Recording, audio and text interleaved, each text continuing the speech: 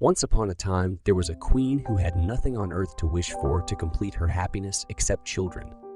She talked of nothing else and continually said that the Fairy Fanferluche, having attended at her birth and not being contented with the queen, her mother, had put herself into a passion and condemned her in consequence to nothing but misfortune.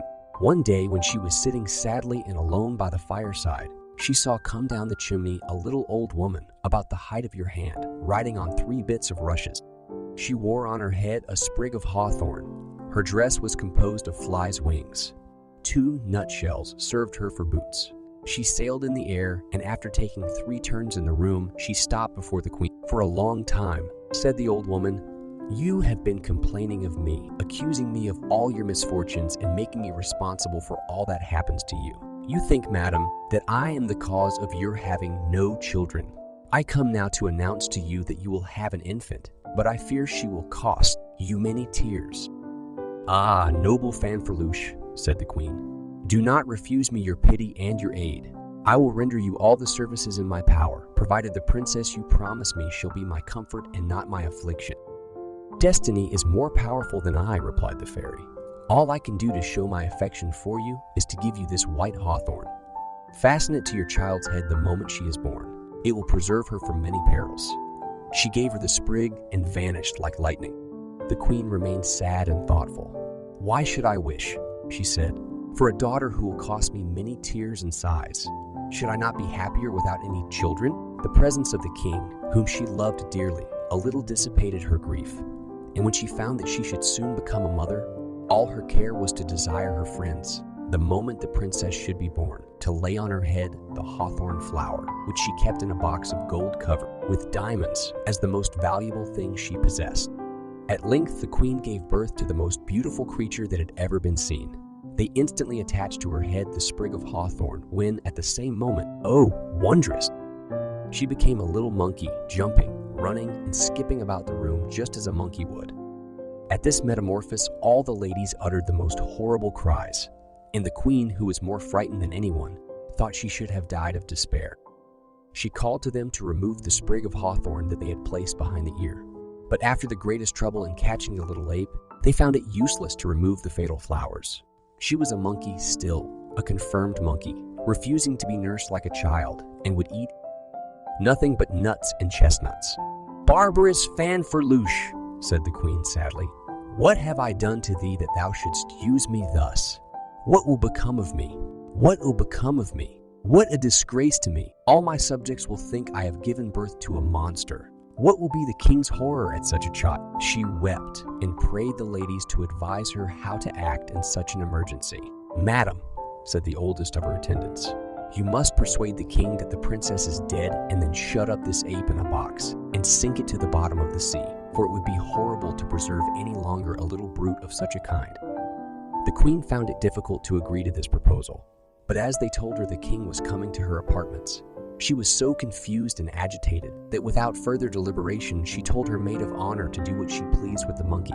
They took it into another room, shut it up in a box, and desired one of the valets de chambre to throw it into the sea. He instantly departed on his errand. Behold, the princess exposed to extreme danger. The man, however, thinking the box beautiful, was sorry to deprive himself of it. So he seated himself on the seashore and took out the ape, determining to kill it, for he did not know it was his sovereign. But whilst he had hold of it, a great noise which startled him obliged him to turn his head when he saw an open chariot drawn by 6 unicorns, resplendent with gold and precious stones.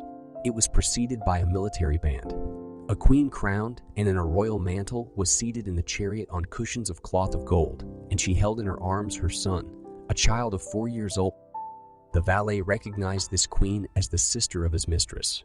She had come to see and rejoice with her, but when she found the little princess was dead, she departed sadly to return to her kingdom. She was lost in thought when her son cried, "I want that monkey! I will have it!" The queen, looking up, beheld the prettiest monkey that ever was seen. The valet endeavored to escape, but he was prevented. The queen ordered a large sum to be given him for the monkey, and finding it gentle and playful, she named it Babiole. Thus, notwithstanding her hard fate, the princess fell into the hands of her own aunt. When the queen arrived in her own dominions, the little prince begged her to give him Babiole for a playmate. He desired she should be dressed like a princess. So every day they made her new dresses, and they taught her to walk only on her feet. It was impossible to find a prettier or more agreeable little monkey. Her little face was as black as a jackdaw's, with a white ruff around her neck and tufts of flesh color at her ears. Her little paws were not bigger than butterflies' wings, and her sparkling eyes indicated so much intelligence that there was no need for astonishment at anything she did. The prince, who loved her very much, petted her unceasingly. She would never bite him, and when he wept, she wept too. She had been already 4 years with the queen when, one day, she began to stammer like a child trying to talk. Everybody wondered at her, and they were still more astonished when she began to speak in a voice so clear and distinct that every word was intelligible. Marvelous, Babiole speaking. Babiole, a reasoning creature. The queen would have her again to amuse her. They therefore carried her to Her Majesty's apartments, greatly to the grief of the prince. He began to weep, and to console him, they gave him cats and dogs, birds and squirrels, and even a pony called Cricketine, which danced a saraband. But all this was to him not worth one word from Babiole. On her side, she was under greater constraint with the queen than with the prince. They required her to answer like a sibyl to 100 ingenious and learned questions, to which she could not always reply. When an ambassador or a stranger arrived, they made her appear in a robe of velvet or brocade, with bodice and collar. If the court was in mourning, she had to drag after her a long mantle of crepe, which fatigued her very much. They did not allow her to eat what she liked, the physician always ordering her dinner, which did not at all please her, as she was as self-willed as an ape born a princess might be expected to be. The queen gave her masters who tried the powers of her intellect most thoroughly. She excelled in playing on the harpsichord. They had made her a wonderful one in an oyster shell. Painters came from all quarters of the world, and especially from Italy, to take her likeness. Her renown spread from pole to pole, for no one had ever heard of a monkey endued with speech. The prince, as beautiful as the picture of the god of love, graceful and witty, was not less a prodigy. He came to see Babiole, and sometimes amused himself with talking to her. Their conversation often changed from gay to grave, for Babiole had a heart, and that heart was not metamorphosed like the rest of her little body. She became, therefore, deeply attached to the prince, and he in return became only too fond of her. The unfortunate Babiole did not know what to do. She passed her nights on the top of a window shutter, or on a corner of the chimney-piece, without a wish to enter the basket prepared for her, which was soft and well lined with wadding and feather. Her governess, for she had one, often heard her sighing and sometimes complaining. Her melancholy became deeper as her reason increased, and she never saw herself in a looking-glass without trying, out of vexation, to break it so that people constantly said, "A monkey will always be a monkey." Babiole cannot rid herself of the mischief natural to her species. The prince growing up became fond of hunting, dancing, plays, arms, and books, and no longer even mentioned the poor little ape. Things were very different on her side of the question. She loved him better at 12 years old than she had at 6, and sometimes reproached him with his neglect, while he thought that he made up for everything when he gave her a choice apple or some sugared chestnuts. At last, Babiole's reputation reached even the kingdom of the monkeys, and King Maggot conceived a great wish to marry her. With this intention, he sent a notable embassy to obtain her from the queen. His prime minister had no difficulty in understanding his wishes, but would have been at great trouble in expressing them, had it not been for the assistance of the parrots and pies, vulgarly called mags, who chattered not a little, while the jackdaws, who followed in the suite, would not suffer themselves to be outdone in noise. A huge monkey named Mirlifiche was chief of the embassy. He had a carriage made for him of cardboard, and on it were painted the loves of King Maggot and the ape Manette, well known in the empire of the monkeys. She, poor thing, had met a tragic end from the claws of a wildcat who was by no means accustomed to her tricks. There was painted the happiness of Maggot and Monette during their marriage, and the natural grief he had displayed at her death. 6 white rabbits from a capital warren drew the carriage called by way of distinction the state coach. After this came a chariot made of straw, painted in different colors and containing the apes destined to attend on Babiole. It was worth anything to see how they were adorned. In fact, they looked as if they were going to a wedding. The rest of the cortege was composed of little spaniels, greyhounds, Spanish cats, Muscovy rates, some hedgehogs, cunning weasels, and dainty foxes. Some drew the carriages, others carried the baggage. Above all, Mirlifiche, graver than a Roman dictator and wiser than Cato himself, bestrode a leveret that ambled along more easily than any English gelding. The queen knew nothing of this magnificent embassy until it arrived at her palace, but the shouts of laughter from the guards and people inducing her to put her head out of window, she beheld the most extraordinary sight she had ever seen in her life. Mirlifiche, followed by a considerable number of monkeys, advanced towards the chariot of the apes, and giving his paw to the largest, called Gigona, assisted her to descend. Then letting fly the little parrot who was to serve as interpreter, he waited until this beautiful bird had presented itself to the queen and demanded an audience for him. Perroquet, raising himself gently in the air, came to the window out of which the queen was looking, and in a tone of voice the prettiest in the world said, "Madam, His Excellency the Count de Mirlifiche, ambassador from the celebrated Maggot, King of the Monkeys, demands an audience of your Majesty to treat of a most important affair." "Beautiful parrot," said the queen, caressing him, "first take something to eat and to drink, and then I will allow you to go and tell Count Mirlifiche I bid him most welcome to my kingdom, he and all who accompany him. If his journey from Magotia hither has not too much fatigued him, he may shortly enter my audience chamber, where I shall await him on my throne with all my court." At these words, Perroquet kissed his claw twice, flapped his pinions, sang a little air, expressive of his delight, and taking wing again, perched on the shoulder of Mirlifiche and whispered to him the favorable reply he had received. Mirlifiche was not insensible of the kindness. He immediately requested one of the queen's officers through the magpie, Margot, who had installed herself as sub-interpreter, to show him into an apartment where he might repose for a few moments. They immediately opened a saloon paved with marble, painted and gilded, which was one of the best in the palace. He entered it with part of his suite, but as monkeys are always great ferreters by profession, they found a certain corner in which had been arranged a quantity of jars of preserves. Behold the gluttons at them. One has a crystal cup full of apricots, another a bottle of syrup, this one a patty, that one some almond cakes. The winged gentry who made up the cortege were much annoyed to be spectators of a feast in which there was neither hemp seed nor millet. Seed and a jackdaw, who was a great chatterer, flew to the audience chamber, and, respectfully approaching the queen, said, "Madam, I am too devoted a servant of your Majesty's to be a willing accomplice in the havoc which is being made in your very nice sweetmeats. Count Mirlifiche himself has already eaten 3 boxes full. He was crunching the 4th without any respect to your royal majesty. When touched to the heart, I came to inform your majesty of it." "I thank you, my little friend Jackdaw," said the queen, smiling, "but I can dispense with your zeal about my sweetmeats. I abandon them in favor of Babiole, whom I love with all my heart." The jackdaw, a little ashamed at having made a great noise for nothing, retired without another word. The ambassador with his suite shortly after entered the apartment. He was not dressed precisely in the height of the fashion, for since the return of the famous Fagotine, who had cut such a figure in the world, they had never seen a good model. He had a peaked hat with a plume of green feathers in it, a shoulder belt of blue paper covered with gold spangles, large canions, and a walking stick.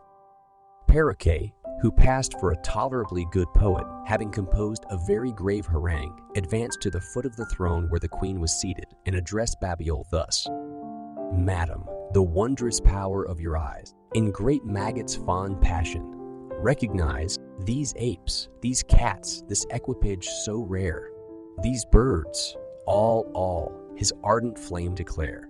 When 'neath a mountain cat's fierce talons fell, Monette, the beauteous ape he loved so well, and who alone could be compared to you, when to her spouse she bade a last adieu, the king 100 times swore by her shade that love should never more his heart invade. Madam, your charms have from that heart effaced the tender image his first love had traced.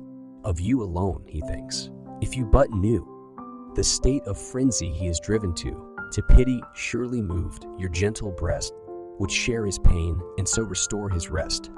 He whom we saw of late so fat, so gay, now worn to skin and bone, a constant prey to a consuming care naught can remove. Madam, he knows too well what is to love. Olives and nuts, his favorite food of yore, insipid seem, are relished now no more. He dies, your help alone we come to crave, 'tis you alone can snatch him from the grave. I scorn to tempt you by the grosser bait of the choice fare within our happy state, where grapes and figs are in profusion found, and all the finest fruit the whole year round. Paraquet had scarcely finished his oration when the queen turned her eyes on Babiole, who felt more disconcerted than anybody had ever been before. The queen wished to ascertain her sentiments before she replied. She told the parrot to make His Excellency the ambassador understand that she favored the king's pretensions as far as it depended on herself. The audience over, she retired, and Babiole followed her into her closet. "My little ape," said the queen to her, "I acknowledge that I shall regret thy absence, but there is no way of refusing Maggot who asks thy hand in marriage, for I have not yet forgotten that his father brought 200,000 monkeys into the field against me, and they ate so many of my subjects that we were obliged to agree to a shameful peace." "That means then, madam," replied Babiole impatiently, "that you are resolved to sacrifice me to this horrid monster to avoid his anger. But I supplicate your majesty at least to grant me a few days to make up my mind finally." "That is but just," said the queen. "Nevertheless, if you will take my advice, decide promptly. Consider the honors prepared for thee, the magnificence of the embassy, and what maids of honor he sends the embassy. I am sure that Maggot never did for Monet what he has done for thee has done for thee." "I do not know what he has done for Monet," said little Babiole indignantly, "but I know well that I am not greatly touched by the sentiments with which he honors me." She rose instantly, and with a graceful curtsy went to search for the prince to tell him her troubles. As soon as he saw her, he exclaimed, "Well, Babiole, when are we to dance at your wedding?" "I do not know, sir," said she sadly, "but the deplorable state I am in renders me incapable of keeping my own secrets, and however my delicacy may suffer, I must own to you that you are the only person I could take for a husband." "Me?" said the prince, bursting into a loud laugh. "For a husband? My little ape, I'm charmed at what you tell me. Yet I hope you will pardon me if I do not accept your proposal, for, in short, our figures, tastes, and manners are not quite suitable." "I agree with you," she said, "and our hearts also are unlike. You are an ingrate. For a long time I have suspected it, and I am very foolish to feel an affection for a prince who so little deserves it. But, Babiole, think of the misery with which I should see you, perched on the top of a sycamore, holding on to a branch by your tail. Take my advice. Laugh at this affair, for your honor and mine. Marry King Maggot, and for old friendship's sake, send me your first little monkey." "It is well for you, my lord," added Babiole, "that I have not exactly the disposition of an ape. Any other than I would have already scratched out your eyes, bitten off your nose, and torn off your ears. But I abandon you to the reflections that you will one day make on your unworthy conduct." She could say no more, for her governess came to fetch her, the ambassador Mirlifiche having taken to her apartments some magnificent presents. There was a toilette composed of a spider's web embroidered with little glowworms. An eggshell held the calms, and a white heart cherry served for a pin cushion, all the linen being trimmed with lace paper. There were besides in a basket several shells neatly arranged, some to serve for earrings, others for bodkins, and all brilliant as diamonds. And what was much better, there were a dozen boxes filled with comfits, and a little glass coffer containing a nut and an olive, but the key was lost. Babiole, however, cared little about it. The ambassador informed her in a grumbling tone, the language used in Magotia, that his king was more touched by her charms than by those of any monkey he had ever seen in his life, that he had had a palace built for her in the top of a fir tree, that he had sent her these presents and also some excellent sweetmeats as a mark of his attachment, so that the king, his master, could not better testify his affection. "But," continued he, "the strongest proof of his tenderness, and the one of which you ought to be the most sensible, is, madam, the care he has taken to have his portrait painted as a foretaste of the pleasure you will have in seeing him." He thereupon displayed the portrait of the king of the monkeys, seated on a great log of wood and eating an apple. Babiole turned her eyes away, that they might not be longer offended by such a disagreeable figure, and grumbling 3 or 4 times, she made Mirlifiche understand that she was obliged to his master for his esteem, but that she had not yet determined whether she should marry or not. Meantime, the queen had resolved not to draw on herself the anger of the monkeys, and not thinking it necessary to stand on much ceremony in sending Babiole where she chose her to go, prepared everything for her departure. At this news, despair took complete possession of poor Babiole's heart. The contempt of the prince on one hand, the indifference of the queen on the other, and more than all, such a husband made her resolve to fly. It was not a very difficult matter. Since she had spoken, they no longer tied her up. She went out and came in and entered her room as often by the window as by the door. She hurried, therefore, away, jumping from tree to tree, from branch to branch, till she came to the banks of a river. The excess of her despair prevented her from comprehending the peril she should incur by attempting to swim across, and without pausing even to look at it, she flung herself in and immediately went to the bottom. But as she did not lose her senses, she perceived a magnificent grotto, ornamented with shells. She entered it quickly and was received by a very old man whose long white beard descended to his waist. He was reclining on a couch of reeds and flags and was crowned with poppies and wild lilies, and was leaning against a rock, out of which flowed several fountains which fed the river. "Ah, what brings thee here, little Babiole?" said he, holding out his hand to her. "My lord," she replied, "I am an unfortunate ape. I am flying from a horrible monkey whom they want me to marry." "I know more of thy history than thou thinkest," added the wise old man. "It is true thou dost abhor maggot, but it is no less true that thou lovest a young prince who treats thee with indifference." "Ah, sir," cried Babiole, sighing, "do not speak of it. The thought of him augments all my woes." "He will not always be a rebel to love," continued the guest of the fishes. "I know he is reserved for the most beautiful princess in the world." "Unfortunate that I am," continued Babiole. "He then can never be mine." The good man smiled and said to her, "Do not distress thyself, my good Babiole. Time is a great master. Only take care not to lose the little glass coffer which Maggot sent thee, and which by chance thou hast in thy pocket. I cannot say more to thee on the subject. Here is a tortoise who goes a very good pace. Seat thyself on him, and he will conduct thee whither thou shouldest go."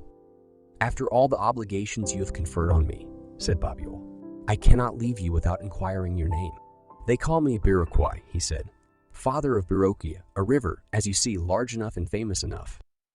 Babiole mounted the tortoise with perfect confidence. They traveled for some time on the water, and at last, after what appeared a long round, the tortoise gained the bank. It would be difficult to find anything more noble-looking than the English saddle and the rest of the harness of the tortoise, complete even to the little pistols in the saddle-bow, the pockets of which were made of 2 bodies of crabs. Babiole traveled on, entirely confiding in the promises of Biroquois, when on a sudden she heard a rather loud noise. Alas, alas, it was the ambassador Mirlifiche, with all his followers, who were returning to Magotia, sad and afflicted at the flight of Babiole.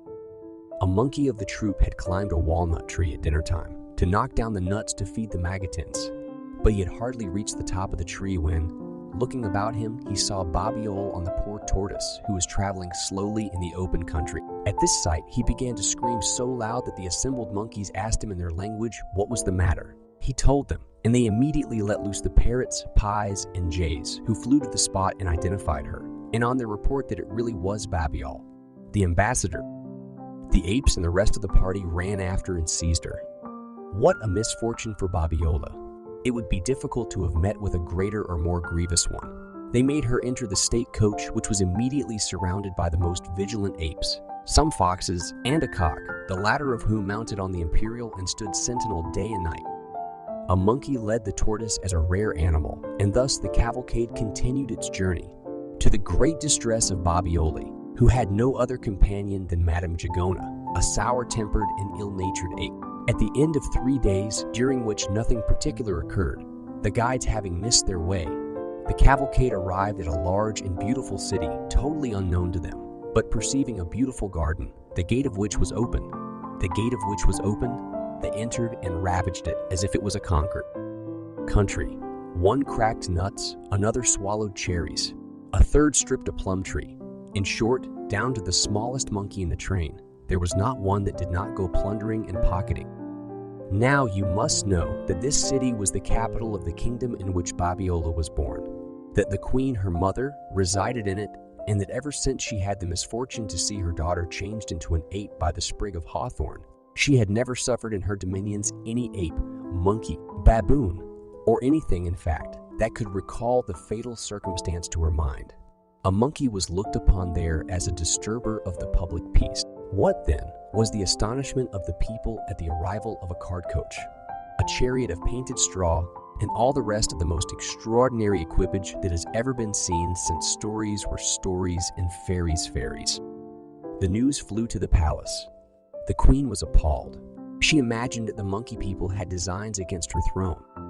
She called a council immediately, and the whole of the intruders were pronounced guilty of high treason.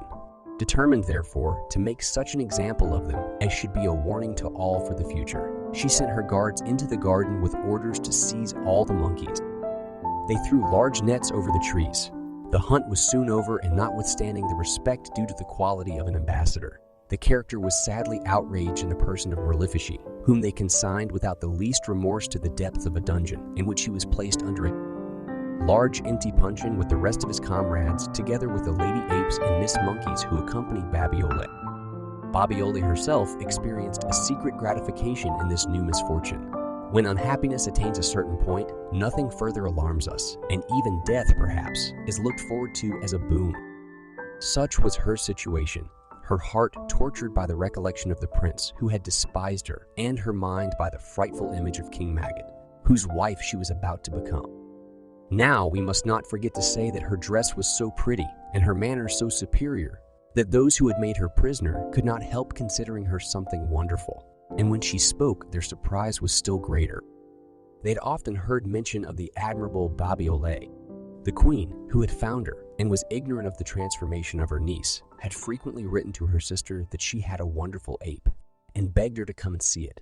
But the afflicted mother always skipped such passages in her letters. At length, the guards, in ecstasies of delight, carried Babiole into a great gallery where they erected a little throne, on which she seated herself with the air of a sovereign more than that of a captive ape. And the queen, happening to pass through the gallery, was so struck with surprise at her pretty mien and the graceful salutation she made her, that, despite herself, nature spoke in favor of the infant. The queen took Babiole in her arms. The little creature, herself agitated by feelings till then unknown to her, threw herself on the queen's neck and said to her such tender and winning things that all those who heard her were full of admiration. "No, madam," she said, "it is not the fear of approaching death, with which I am told you threaten the unfortunate race of monkeys, that induces me to seek means to please and propitiate you. The termination of my existence is not the greatest misfortune that can befall me, and my feelings are so far above the thing I am that I should regret the least step that might be taken to save me. It is for yourself alone that I love you, madam. Your crown affects me much less than your merits." Now, what reply, in your opinion, could anybody make to so polite and respectful a Babiole? The queen, as mute as a fish, opened her two great eyes, imagined she was dreaming, and felt her heart excessively agitated. She carried Babiole into her cabinet. When they were alone, she said to her, "Delay not a moment the relation to me of thy adventures, for I feel satisfied that of all the animals that stock my menageries and that I keep in my palace, I shall love thee the best. I promise thee even, that for thy sake I will pardon the monkeys that accompany thee." "Ah, madam," said Babiole, "I do not intercede for them. It has been my misfortune to be born an ape, and the same cruel fate has given me an understanding which will be my torment as long as I live. For what must I feel when I see myself in a looking-glass, a little ugly black creature with paws covered with hair, a tail, and teeth always ready to bite, and at the same time know that I am not without intelligence, that I possess some taste, refinement, and feeling." "Art thou susceptible of love?" asked the queen. Babiole sighed without replying. "Oh," continued the queen, "I pray thee, tell me if thou lovest a monkey, a rabbit, or a squirrel, for if thou art not positively engaged, I have a goblin who would be the very husband for thee." Babiole at this proposition assumed an air of indignation, which made the queen burst out laughing. "Don't be angry," said she, "and tell me by what chance it is that thou hast the power of speech." "All that I know of my history," said Babiole, "is that the queen, your sister, had scarcely left you after the birth and death of the princess, your daughter, than she saw on the seashore one of your valets, Jambra, who was about to drown me. I was snatched from his grasp by her orders and by a miracle which astonished everybody. I found myself possessed of the power of speech and reason. Masters were given to me to teach me several languages and how to play on various instruments. At length, madam, I became aware of my misfortune, and—" "But what is the matter, madam?" cried she, observing the queen's face perfectly pallid and covered with cold perspiration. "I perceive an extraordinary change in your countenance." "I am dying," said the queen in a feeble voice and scarcely able to articulate. I am dying, my dear and too unhappy child. Ah, have I then found thee today?" As she uttered these words, she fainted. Babiole, much alarmed, ran to call for help. The ladies in waiting on the queen hastened to give her some water, to unlace her and put her to bed. Babiole smuggled herself into bed with her. No one noticed it. She was so very little. When the queen recovered from the long swoon into which the princess's account of herself had thrown her, she desired to be left alone with the ladies who knew the secret of the fatal birth of her daughter. She told them what had occurred, at which they were so amazed that they knew not what advice to give her. She commanded them, however, to say what they thought it would be best to do in so sad a conjuncture. Some suggested that the ape should be smothered, others were for shutting it up in some hole, and a third party proposed sending it again to be drowned in the sea. The queen wept and sobbed and said, "She has so much good sense. What a pity to see her reduced by a magic bouquet to this miserable condition. But after all," she continued, "it is my child. It is I who have drawn down upon her the wrath of the wicked Fanferluche. Is it just she should suffer for the hate that Fairy bears to me?" "Yes, madam," said her old maid of honor, "you must protect your own fame. What would the world think of you if you declared yourself the mother of a monkey infanta? It is not natural for one so handsome as you are to have such children." The queen lost all patience at such reasoning, whilst the old lady and the others all insisted with equal warmth that the little monster ought to be exterminated. Finally, the queen determined to have Babiole locked up in a chateau, where she could be well fed and well treated for the rest of her days. When the princess heard the queen express her resolution to put her in prison, she slipped quietly out at the side of the bed and, leaping from a window onto a tree in the garden, escaped into the great forest, and left everybody wondering what had become of her. She passed the night in the hollow of an oak, where she had time to moralize on the cruelty of her destiny. But what gave her the most pain was the necessity she was under of quitting the queen. Still, she preferred a voluntary exile, which left her the enjoyment of her liberty to remaining a captive forever. As soon as it was light, she continued her journey without knowing where to go, turning in her mind over and over and over again 1,000 times. This strange, this most extraordinary adventure. "What a difference," she exclaimed, "between that which I am and that which I ought to have been." The tears flowed fast from the little eyes of poor Babiole. Every morning at daybreak she resumed her flight. She feared the queen would have her pursued, or that some of the monkeys escaped from the cellar would seize and carry her against her will to King Maggot. She fled so far without following road or track that at length she came to a great desert, in which was to be found nor house, nor tree, nor fruit, nor herb, nor fountain. She entered upon it without reflection, and when she became hungry, she discovered, but too late, how imprudent it was to travel through such a country. 2 nights and 2 days elapsed without her being able to catch even a worm or a gnat. The fear of death came over her. She was so weak that she felt fainting. She stretched herself on the ground, and recollecting the olive and the nut that were still in the little glass box, she thought she might make on them a slender meal. Encouraged by this ray of hope, she took up a stone, broke the box to pieces, and began to eat the olive. But scarcely had she bitten it when out ran a flood of fragrant oil, which, falling on her paws, they became the most beautiful hands in the world. Her surprise was extreme. She took some of the oil in her hands and rubbed herself all over with it. A miracle! She made herself so beautiful that nothing in the universe could be compared to her. She felt she had large eyes, a small mouth, a handsome nose. She was dying to see herself in a glass. At last it occurred to her to make one out of the largest piece of her broken box. Oh, when she saw herself, what delight! What an agreeable surprise! Her clothes had enlarged with herself. Her head was well dressed, her hair was in 1,000 curls, her complexion was as blooming as the flowers of spring. The first moments of her surprise over, the cravings of hunger became more urgent, and her distress on that score greatly increased. "Ah," said she, "so young and handsome, a princess born as I am, must I perish in this sad spot? O cruel fortune that has brought me hither, what hast thou in store for me? Is it to heap more affliction upon me that thou hast effected this charming and unhoped? For change in my person, and thou too, venerable river Biroquois, who so generously saved my life, wilt thou leave me to perish in this frightful desert?" The Infanta vainly cried for help. Every power was deaf to her voice, and the torments of hunger increased to such a degree that she took the nut and cracked it. But as she flung away the shell, she was greatly astonished to see coming out of it architects, painters, masons, upholsterers, sculptors, and workmen, and 1,000 other crafts. Some drew plans of a palace, others built it, others furnished it. These painted the apartments. Those laid out the gardens. Blue and gold met the eye in every direction. A magnificent repast was served up. 60 princesses dressed finer than queens, led by squires and followed by their pages, came and paid her the highest compliments and invited her to the banquet which awaited. Babiole immediately, without waiting to be pressed, entered the saloon and with the air of a queen ate as a starving person might be expected to eat.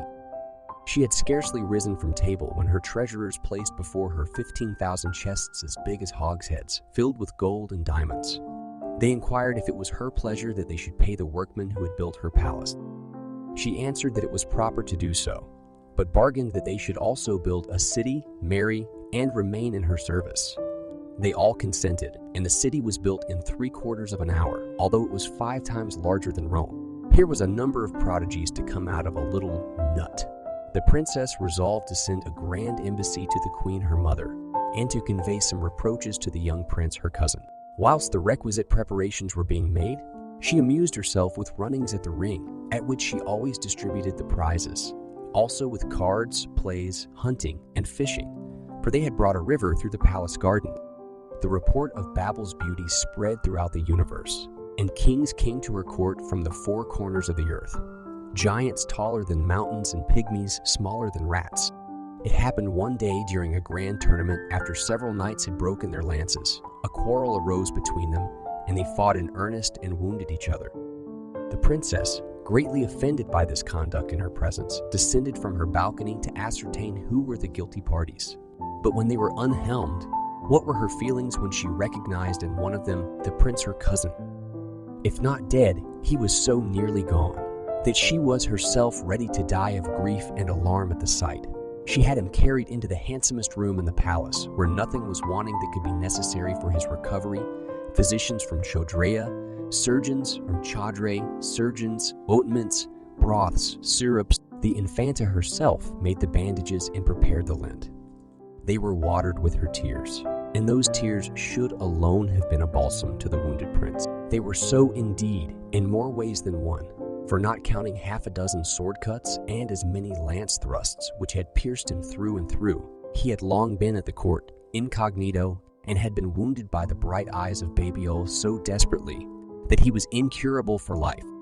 It is easy, therefore, to imagine at present some portion of what he felt when he was able to read in the countenance of that beautiful princess that she was in the utmost grief at beholding the condition to which he was reduced.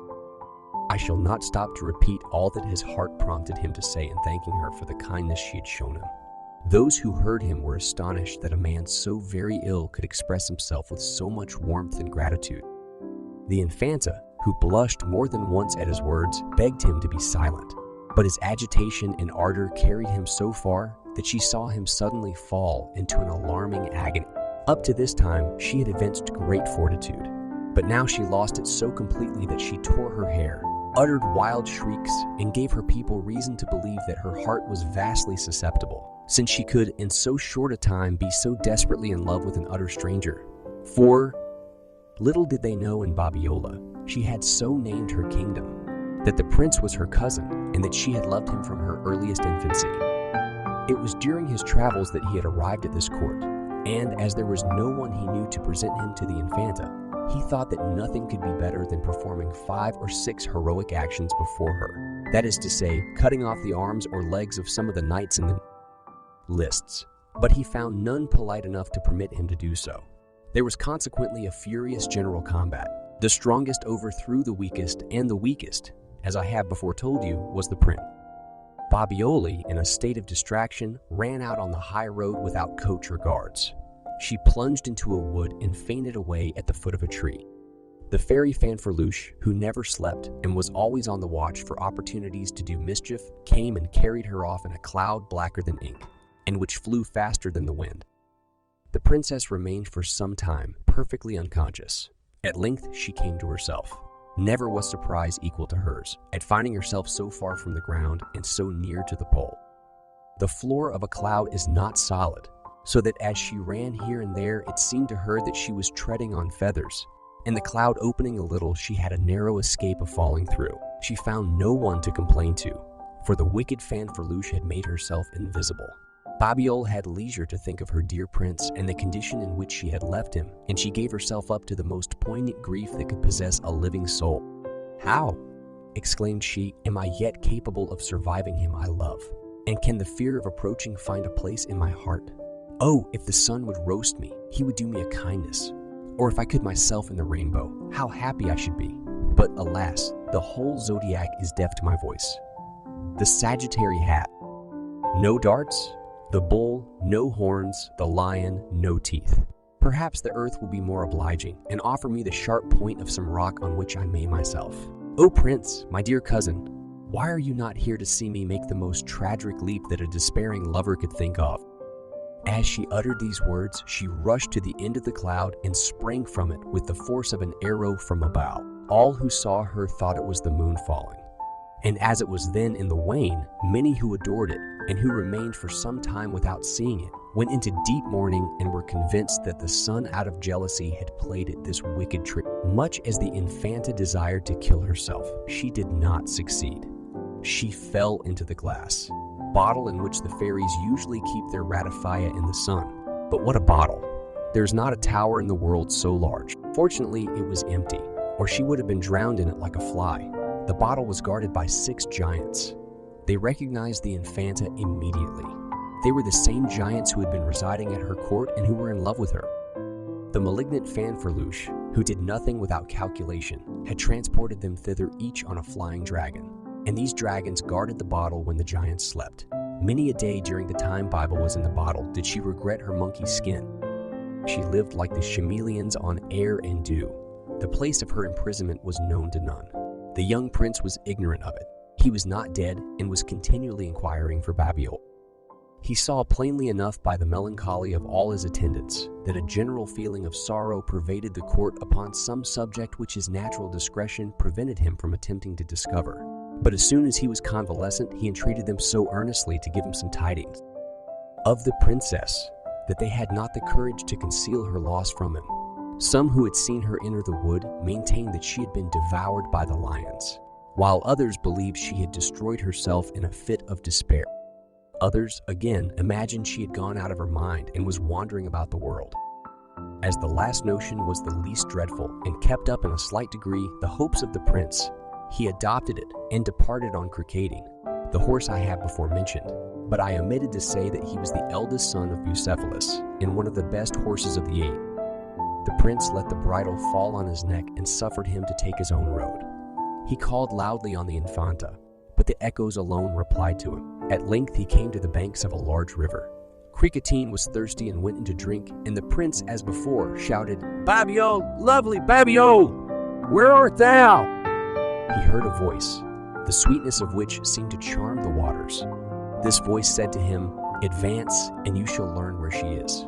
At these words the prince, whose courage was equal to his love, clapped both his spurs into the sides of Cricading. He plunged into the river and swam till he came to a whirlpool, into which the waves were sucked rapidly. They went down in it, horse and man, and the prince made sure he should be drowned. He arrived, however, fortunately, at the abode of the worthy Babiole, who was celebrating the marriage of his daughter with one of the richest and deepest rivers in the country. All the aquatic deities were assembled in the grotto. The Tritons and the Sirens performed the most agreeable music, and the river Babiole, lightly attired, danced the hay with the Seine, the Thames, the Euphrates, and the Ganges, who had certainly come a long way to be married together. Cricotine, who knew good manners, halted very respectfully at the entrance of the grotto, and the prince, who knew better manners even than his horse, making a profound bow, inquired if a mortal like himself might be permitted to make his appearance in so splendid a party. Babiole replied in an affable tone that he did them both honor and pleasure. "I have expected you for some days, my lord," continued he. "I am interested in your fate and that of the Infanta, who is dear to me. You must release her from the fatal spot in which the vindictive Fanferluche has imprisoned her. It is in a bottle." "Ah, what do I hear?" cried the prince. "The Infanta is in a bottle?" "Yes," said the sage old man. "She suffers much, but I warn you, my lord, that it is not easy to conquer the giants and the dragons that guard it unless you follow my counsels. You must leave your good steed here and mount on a winged dolphin that I have for some time been breaking in for you." He had the dolphin brought out, saddled and bridled, who vaulted and curveted so cleverly that Krikatine was jealous of him. Biraquois and his friends made haste to arm the prince. They gave him a brilliant cuirass of the scales of golden carbs and placed on his head the shell of a huge snail, which was overshadowed with the tail of a large code raised in the form of an egret. A naiad girt him with an eel, from which depended a tremendous sword made out of a long fish bone. And lastly, they gave him the shell of a great tortoise for a shield. And thus armed, there was not the smallest gudgeon that did not take him to be the god of souls. For to speak the truth, this young prince had a certain air which is rarely met with in mortals. The hope of soon recovering the charming princess he adored inspired him with a joy he had not experienced since her loss. And the faithful chronicle of these events asserts that he ate with an excellent appetite whilst he was staying with Biraquois, and that he thanked him and all the company with extraordinary eloquence. He then bade adieu to Krikatine and mounted the flying dolphin, who set off with him immediately. The prince, towards evening, found himself at such a height that for the sake of a little rest he entered the kingdom of the moon. The curiosities he saw there would have detained him for some time had he been less anxious to extricate his beloved Infanta from the bottle in which she had been living for several months. Morning had scarcely dawned when he discovered her surrounded by giants and dragons, which the fairy, by the power of her little wand, had kept beside her. She so little imagined that anyone would have power to rescue the princess, that she felt perfectly satisfied with the vigilance of her terrible guards, and their ability to prolong the sufferings of Babiole. That beautiful princess had raised her mournful eyes to heaven, and was addressing to it her sad complaints when she saw the flying dolphin and the knight who came to her deliverance. She had not believed in the possibility of such an event, although her own experience had taught her that the most extraordinary things become familiar to certain persons. "Is it by the malice of some fairies," said she, "that yon knight is borne through the air? Alas, how I pity him, if, like me, he is doomed to be imprisoned in some bottle or flagon." Whilst she thus ruminated, the giants, who saw the prince hovering above their heads, thought it was a boy's kite and cried one to the other, "Catch hold, catch hold, catch hold, catch hold of the line. It will amuse us." But while they were stooping to look for the line, the prince rushed down upon them, sword in hand, cut them in pieces as you would cut a pack of cards, and scattered them to the winds.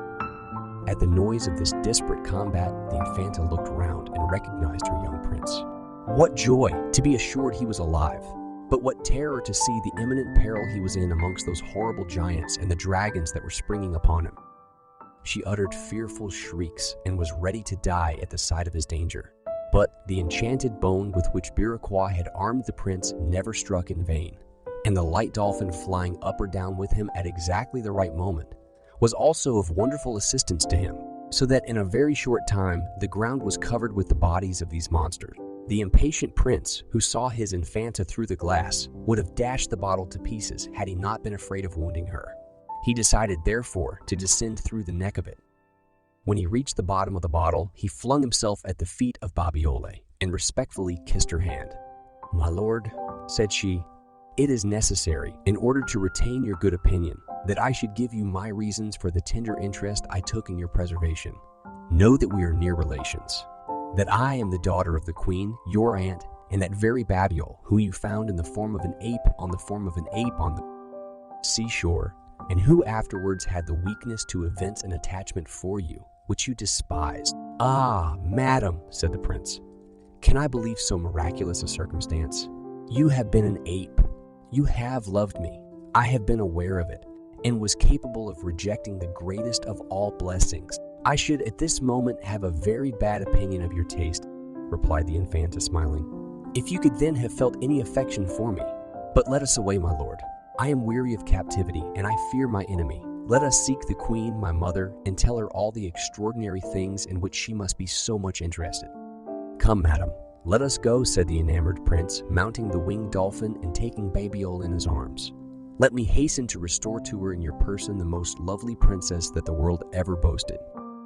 The dolphin rose gently into the air and took his flight towards the capital, where the queen passed her melancholy life. The disappearance of Babiole had deprived her of repose. She could not cease thinking of her, of the pretty speeches she had made, and, all ape as she was, the queen would have given half her kingdom to see her once more. As soon as the prince arrived, he assumed the disguise of an old man and requested a private audience of her majesty. "Madam," said he to her, "I have studied from my earliest youth the art of necromancy. You may judge from that fact that I am not ignorant of the hatred Fanferluche bears you, and its terrible consequences. But dry your tears, madam. That Babiole, whom you have seen so ugly, is now the most beautiful princess in the world. She will shortly be beside you if you will forgive the queen, your sister, the cruel war she has made upon you, and cement the peace by the marriage of your infanta with the prince, your nephew." "I cannot flatter myself with such hopes," replied the queen, weeping. "You wish to allay my sorrow, sage old man, but I have lost my dear child. I have no longer a husband. My sister pretends to my kingdom. Her son is equally unjust towards me, and I will never seek their alliance." "Destiny has ordained otherwise," said the prince. "I am commissioned to inform you so." "Alas," added the queen, "where would be the advantage of my consenting to their marriage? The wicked Fanferluche has too much power and malice. She would oppose it always." "Make yourself easy on that score, madam," replied the old man. "Promise me only that you will not object to the match so much desired." "I will promise anything," said the queen, "on condition that I once again behold my dear daughter." The prince retired and ran to the spot where the infanta was awaiting him. She was surprised to see him disguised, and he was, therefore, compelled to explain to her that for some time past there had been a confliction of interests between the two queens, which had caused considerable bitterness, but that he had at length induced his aunt to consent to his wishes. The princess was delighted. She repaired to the palace. All who saw her pass were so struck by her perfect resemblance to her mother that they hastened after her to ascertain who she could be. As soon as the queen saw her, her heart was so greatly agitated that she needed no other proof of the truth of the story. The princess flung herself at the queen's feet and was raised by her into her arms, where, after remaining for some time without speaking and kissing away each other's tears, they gave utterance to all that can be imagined on such an occasion. The queen then, casting her eyes on her nephew, received him very graciously and repeated to him the promise she had made to the necromancer. She would have said more, but the noise that she heard in the courtyard of the palace induced her to look out of the window, and she had the agreeable surprise of beholding the arrival of the queen, her sister. The prince and the infanta, who were looking out also, perceived in the royal suite the venerable Babiole, and even good Cricain was one of the party. All at the sight of each other uttered shouts of joy. They ran to meet each other with transports which cannot be described, and the magnificent nuptials of the prince and the infanta were celebrated upon the spot in spite of the Fairy Fanferluche, whose power and malignity were equally confounded. The friendship of the wicked we should fear, their fairest offers prudently declining, in while protesting that they hold us dear, in secret oft our peace they're undermining. The princess, whose adventures I've related, of happiness might ne'er have been bereaved, if, from the fairy who her mother hated, the fatal hawthorn had not been received. Her transformation to an ugly ape could not exempt her from the tender passion. Regardless of her features and her shape, she dared to love a prince, the glass of fashion. I know some well in this our present day, ugly as any monkeys in creation, to the most noble hearts in all the nation. But I suspect, ere they secure a lover, they must to some enchanter pay their duty, who can inform them where they may discover the oil which gave to Babiole her beauty.